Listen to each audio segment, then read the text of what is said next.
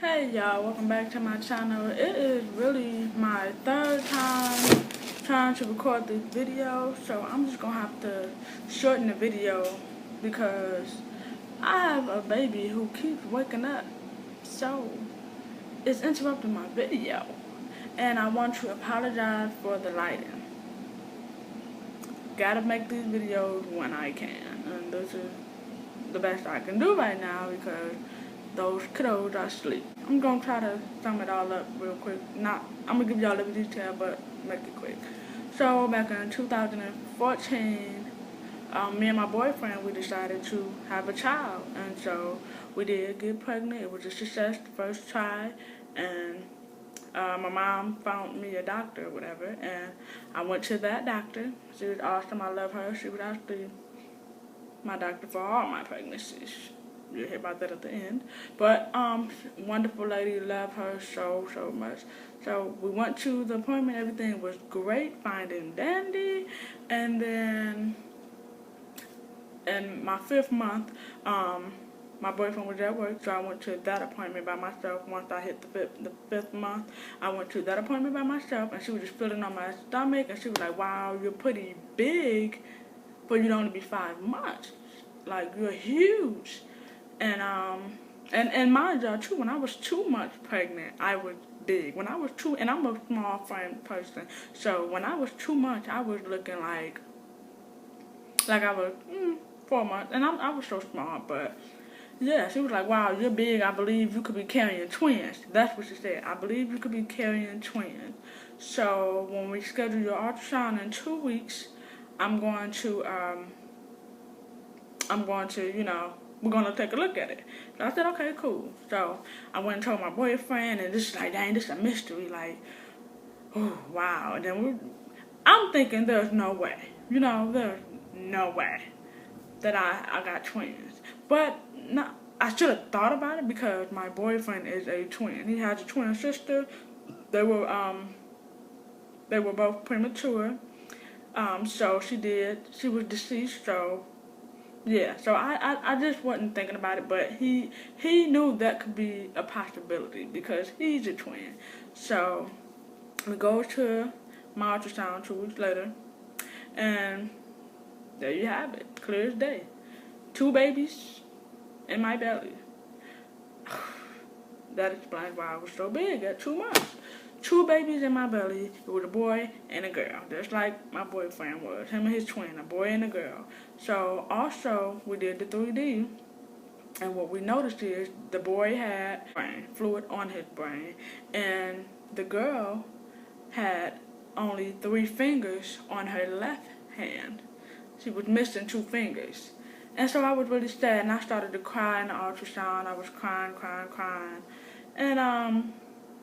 And after that ultrasound, my boyfriend was just like, "It's gonna be okay, we got this, don't worry about it, we're gonna love him anyway, it's gonna be alright, you don't have to cry." And I'm just like, okay, let me suck it up, because it is what it is. And so I went home and I did some research, went on YouTube, and I found a little boy. He was like 6 or 7, and he was missing those 2 fingers as well, had 3 fingers on his left hand. And so it was good to see that he was getting around, doing his thing, just doing everything, just doing his thing. And so that was good to see. So that made me feel a little bit better. Okay, so one night I was asleep. My boyfriend was at work because he was working midnight that night. And I normally when I was pregnant with twins, normally I would dream about going to the bathroom and I would pee on myself. I used to do that like twice a week. So I wake up and I'm like, dang, I'm peeing on myself again.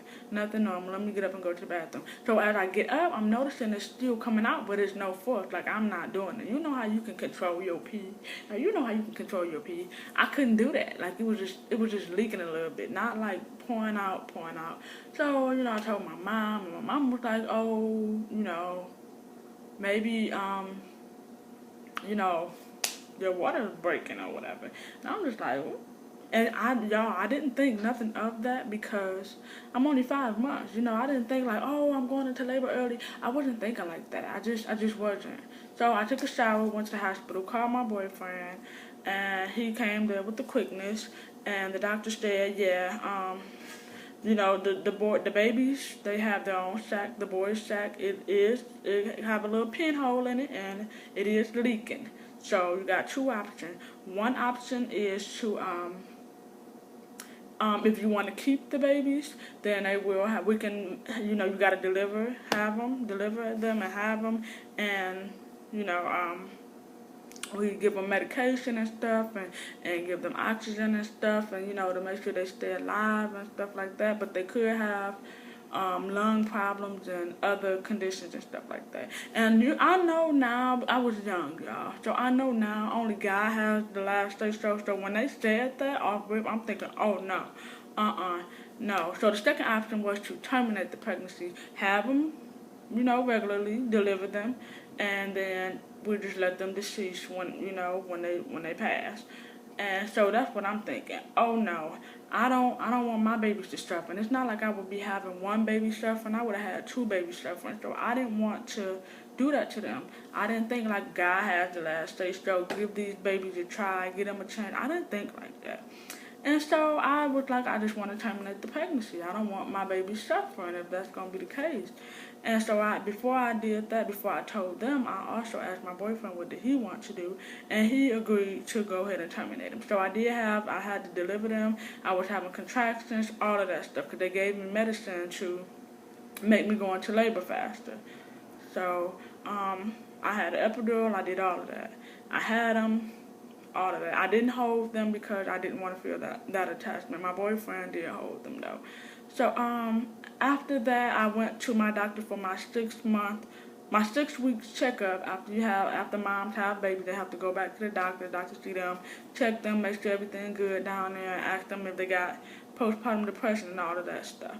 So I did go back to my doctor, and she said, next time, your cervix was short, so the next time we'll give you a cerclage. If you want to try again, we'll give you a cerclage, and what a cerclage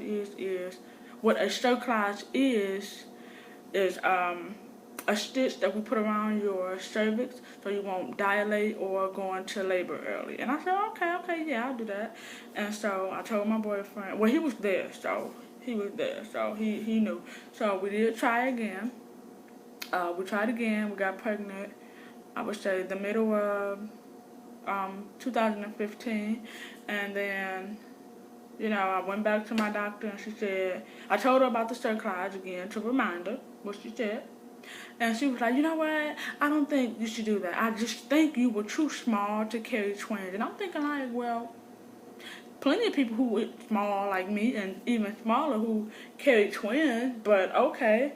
So in my heart though, y'all, I knew I needed that cerclage. I knew I did. But in my mind, I'm thinking, she's a doctor. She probably know what she's talking about. I should probably go with what she said. But when I told my boyfriend after that appointment, he was like, you should have told her. You should have stuck to your guns and told her that you wanted that cerclage. Because y'all, once I hit the 5-month mark again, 20 weeks again, I went into labor. I told her that she didn't need it because first you told her that she would need it when we lost the last babies, and then we come back and you tell us that you think she's too small. So this is technically your fault.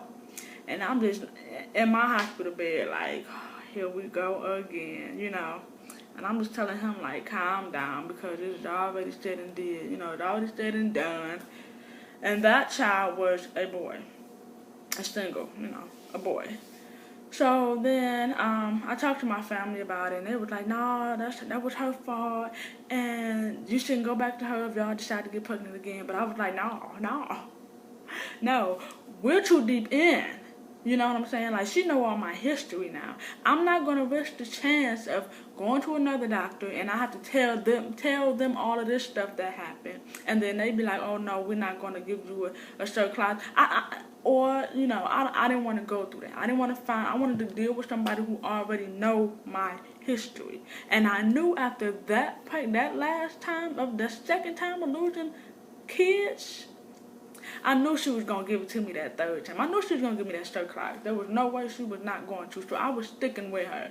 So me and my boyfriend, our relationship was kind of like, we were getting into it, bickering and stuff. We were still dealing with the loss. He was really hurt a lot with, losing twins, and then we lose another baby, so we lost 3 babies total. And so he was really dealing with that hard. And my boyfriend is one of them people who hold stuff in.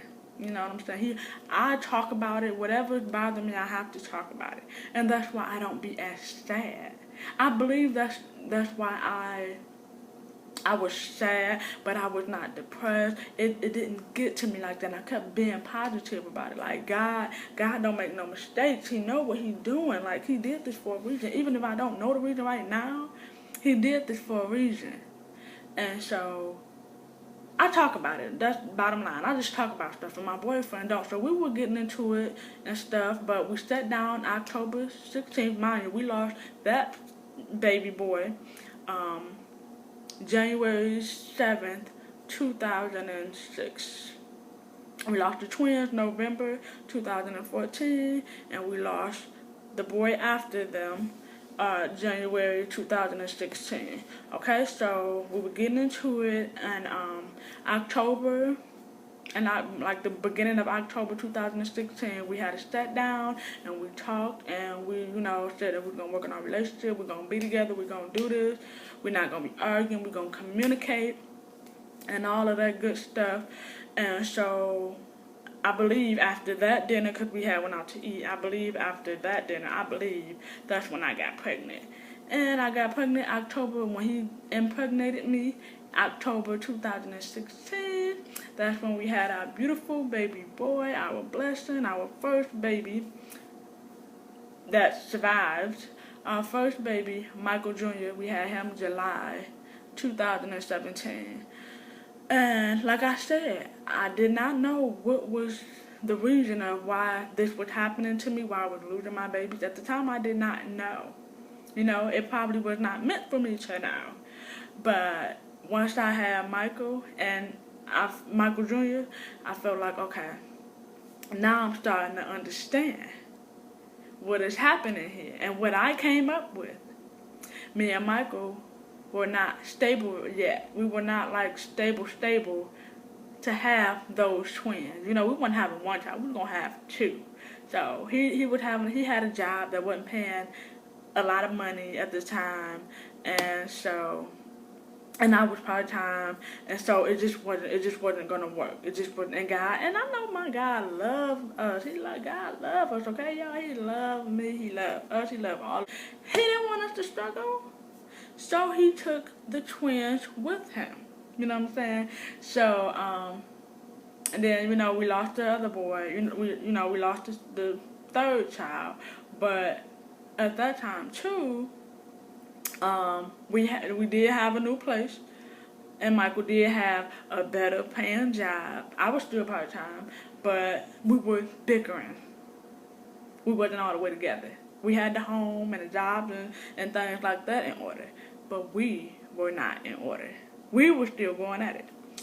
And so that's why I believe he was taken. We were not ready.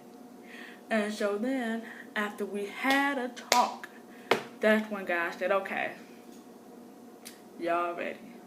Y'all ready for what I'm about to give y'all. I'm about to give y'all blessing that y'all been wanting. And that's when we got Michael Jr. And Michael Sr. loved this boy with everything in him. I be so in my heart, sometimes, y'all, I be a little jealous because my baby boy is a daddy's boy and always have been. He loved the mess out of his daddy. Michael Sr. used to talk to my belly so much when I was pregnant with Michael Jr. This boy think Michael Sr. is his mama and daddy. And it's beautiful to me. I be jealous sometimes, because it's like, I care with you. But it's a blessing. It really is. It really, really is.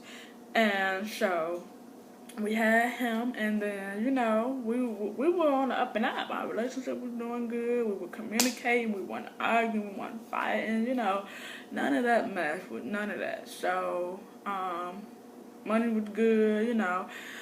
And then we decided that, he needs a brother or sister. So we got, and mind you, this whole time, y'all, the whole time, I went to my same doctor, and that time though, that third time, she made sure she gave me my Storytime. She gave me my Storytime when I was 14 weeks pregnant. Was I 14 weeks? I think I was 14 weeks pregnant. No, I was 15 weeks pregnant. And yeah, and then we decided we wanted to get pregnant again. So, in September 2018, we had our baby boy Miguel, and he is a blessing too because I had him early actually. When they gave me the when they put the Storytime in me, they put that in there early too. They put that one in with Miguel at 13 weeks. When they gave me that both times with Michael and Miguel, I was also on progesterone shots. I was getting shots every week. Michael would give me the shots in my butt, and it's crazy, but that time with Miguel, I'm not gonna lie, y'all, my butt was hurt. It was kind of sore. It wasn't like, oh, ow, ow, this is painful, painful, painful. But my butt was sore, and I'm not gonna lie, y'all, and it's so wrong of me. Miguel was due November 25th, 2018, but I stopped taking my shots, and that's so wrong of me. I stopped taking my shots, and yeah, I ended up having Miguel early. I had him at 30 weeks. So, 2 whole months early.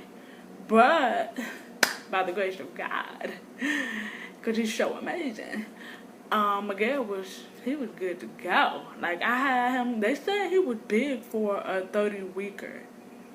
He was 4 pounds and 5 ounces. And my boyfriend is 6'6", so my babies were always big and growing big in my body, and I'm a small person. I'm only 5'4". And so, Michael was big in my belly. Michael Jr. was actually 37. I had him, they said he was big for a 30-weeker. He was 4 pounds and 5 ounces.